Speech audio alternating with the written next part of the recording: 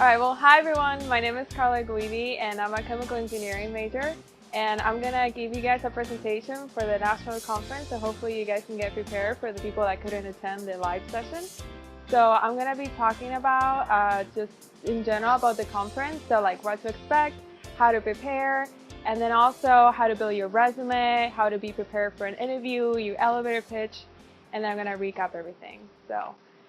For the national conference, what you want to bring, I have it listed already, but please look at the list. Make sure that you bring your professional attire, bring hard copies of your resume, and as well like computer, because you might have to apply for jobs as you're there. So bring your computer so you can apply it, and then also anything to charge your phone and your computer. So so when you get there, you're going to first check in, and then you also want to look at the conference schedule to know what events you want to go to. And you want to make sure that you make all the preparations on your first day. So like you iron your clothes and you're all ready. And so then when you get to the conference and you see so many people and you see that it's so big, you don't get overwhelmed and then lose the objective of why you went there. So please prepare everything your first day. And so for the schedule, you guys can see on the PowerPoint, but mainly on Wednesday, there's not that much going on. You can register for competitions, and you can see the more detail of the agenda online on the conference website. And then for Thursday, you have there are companies that give talks like career development, and then you can also go to some graduate school development and info sessions. And then in the evening, you have hospitality suites. You definitely want to attend those hospitality suites because those are like your info sessions where you get to talk to recruiters before you even go to the career fair. And those are very important because that's most likely where you're going to get the most good impression of them and where you can really hang your resume. Then on Friday and Saturday, that's when you have the career fair, and then please make sure that you know when they are. So Friday is from 2 to 5 p.m. and on Saturday it's from 10 to 4 p.m. And you probably really want to focus on Friday because the earlier you get to talk to a recruiter, the earlier you're going to get an interview schedule, and the most likely they're going to pick you over some other people because you're the first person that they get to see. So please make sure that you look at the schedule online. There's also a more detailed schedule on their website. Okay, so after you are all prepared for a national conference, you want to make sure that you have a good resume, and that's the hardest part. So you guys probably already have a resume that you use for career fair, so I'm just gonna quickly go over this and then tell you where to get the best information for your resume. But overall, you first want to get in the title, your name, your address, your objective. I know some people say the objective is optional, but if you already know what company you're applying to and what positions you want to get, it's much better if you tailor your resume to that company and that position. So you will say something like, your objective, seeking position X in company Y because of these reasons, my experience is blah, blah, blah. So if you already know your company, have the objective. Your education, and then you also go into experiences, and you can see your layout in the PowerPoint. Overall, if you can see now that there is an example of a bad resume. So the reason why this is a bad resume is because there's a lot of white space and it's not very well organized. The spacing is not consistent. There's some paragraphs have too much space, others have less space. So whatever you do, keep it consistent, especially for periods. I know some people put sometimes they put periods after each bullet point, sometimes they don't. It's better if you don't, but if you actually put them in all of them because they're going to notice the alignment is not good and you want to give a good impression, so do your best.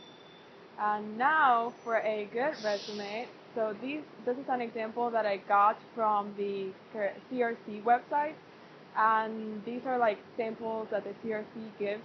So these are really good examples that you can see. You can see that they're good because all the dates are aligned on the right-hand side.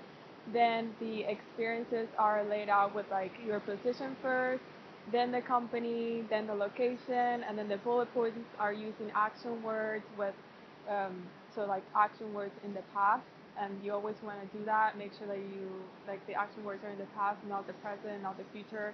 And you can also see a good list of the action words from the CRC website if you want to get inspired of what words to use.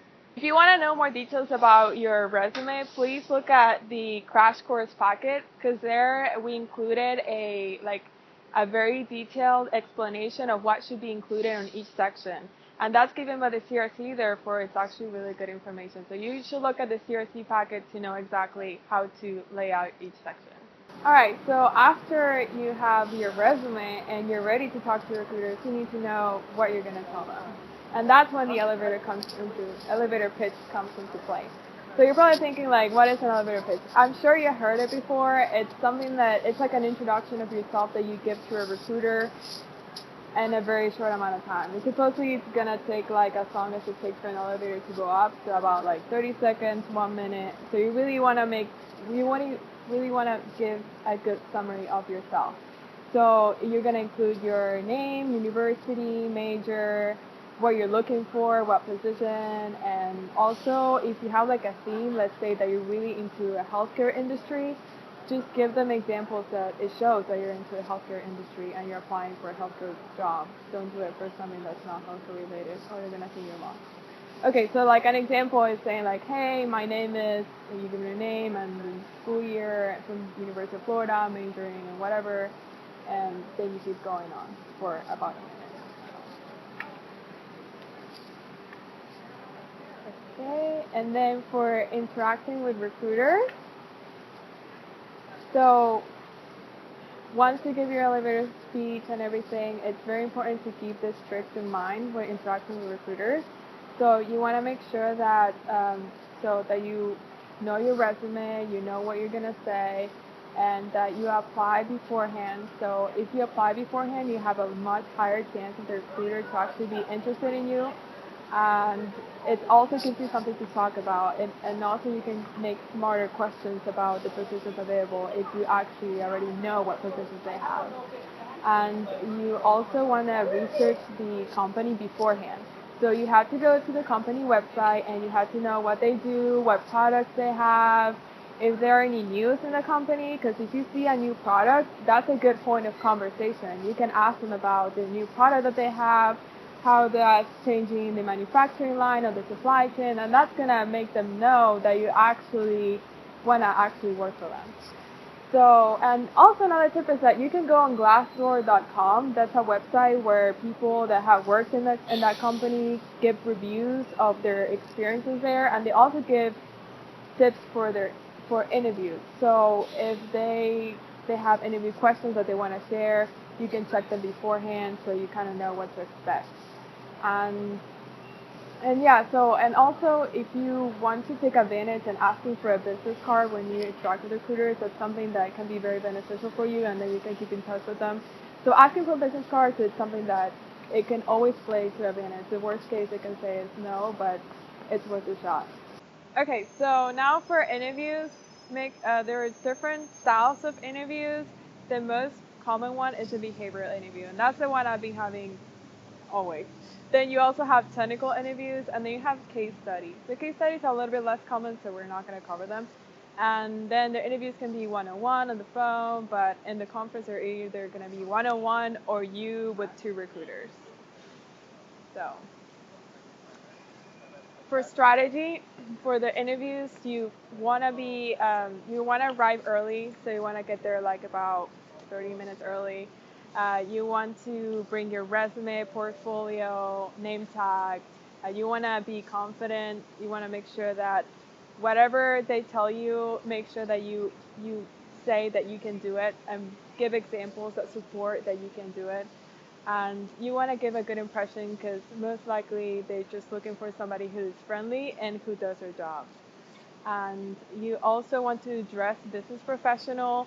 So please make sure that you bring a suit and that you don't bring that like super colorful 80s shirt. I know it might be tempting, but please don't do it. Just like not neutral colors is the best way to go. Or if you're using a color, make sure that it's professional. And please also educate yourself with the company, know what they do and their products, and know the job position that you're applying to. You can look at the requirements online, and then the legibility, and then you can use that as talking points when you go in an interview. And all these interviews are, in general, they're STAR, meaning that STAR is for you give a situation, you give your action, like what you did, and then you give the result. And that's how you want to give out every example. So you want to give them the whole picture so they know that it actually happened and that it's accurate. So other strategies is that you want to be specific. You want to also give numbers. So let's say that you manage a group of people. You want to be specific on how many people and maybe their age range. So if it was like children at a summer camp, you want to say, okay, I was a group leader of 10 children that were 14 years old. And also you want to use I instead of we. Even if you work with somebody else, try to think of the things that you did, so then you say I instead of we, because they want to know what you did, not what your friends did. And also, be positive. So if there's something about your last job that you didn't like, or something about your last boss, just try to think of ways that you can say it nicely. Don't say like, oh, my boss never wanted to meet with me. So for example, I know for me, one of my internships, my manager was very busy, so it was hard to meet with him.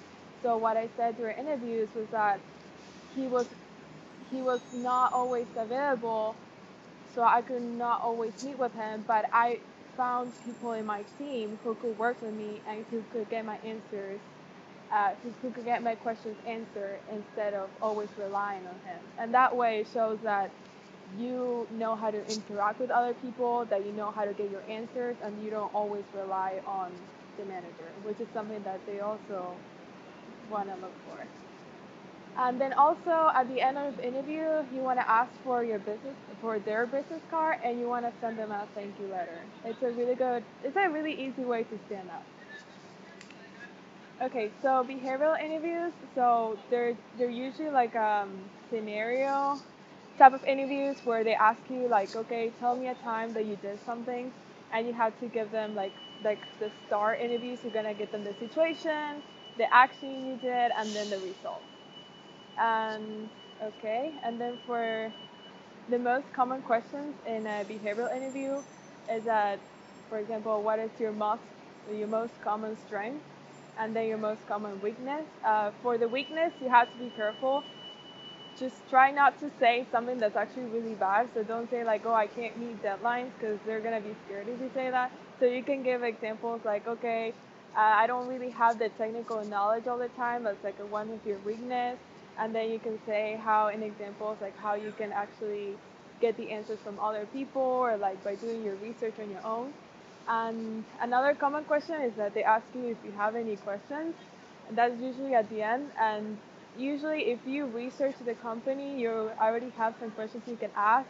You can ask questions about the position, or also like any new products that they came out. But don't do it on things that are very like super informal. Like don't ask about their free food events. Like that's not a good idea.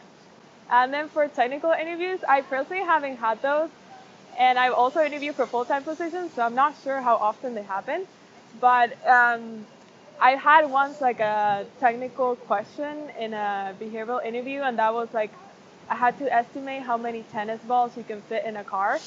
So I had to estimate the size of a tennis ball, I had to estimate the size of a car, and then like try to see how many tennis balls I can fit in there.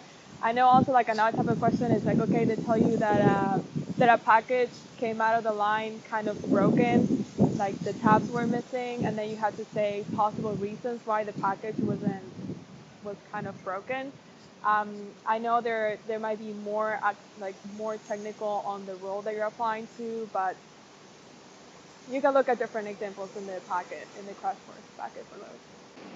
All right, those are the last few tips about this whole crash course. So please make sure that you bring your resume, you research the companies, you apply to the positions beforehand, and you know you elevator pitch, so then that way you're going to have your best experience at SHPE Conference. Thank you so much.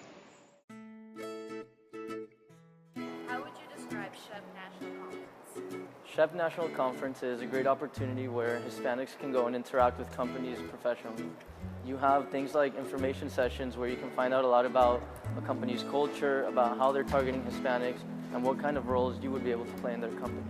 Then you have hospitality suites, which are more personal events where you can have a one-on-one conversation with recruiters and with executives in these companies and see what kind of tasks you can take on and any questions that you might have for them over a very informal dinner.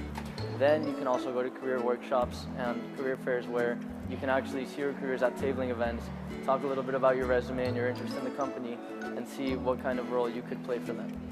So get out to National Conference and let's find jobs. What was your experience at SHPE National Conference like? My experience at SHPE National Conference was a very exciting and new experience when compared to Career Showcase here at UF, because it allowed me to see a much broader sense of my Hispanic engineers community, and it was kind of intimidating, but at the same time you also have everyone around you going through the same thing, so you really feel welcomed and it's not so much pressure to go through everything.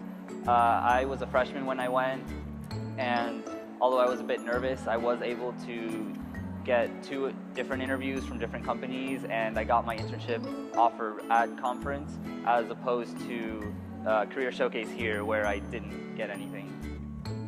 It's a very fun experience going to travel somewhere else with your SHPE familia, getting to know a new place while you're also being professional, so you get the best of both worlds of tourist and professional, and it's a really great, fun experience. My name is Natalia Gonzalez and I went to SHPE in 2016. My freshman year, I attended SHPE conference and I didn't think there would be any opportunity for me, but there was a bunch of opportunity. I ended up getting 2 internship offers, one for the summer for Procter & Gamble and one for the fall for GE. So if you're a freshman and you don't think that there's anything out there for you, just go to SHPE conference, give it your all. I guarantee there's opportunity. There's workshops, there's info sessions, there's opportunities to network yourself and learn for what to do next year.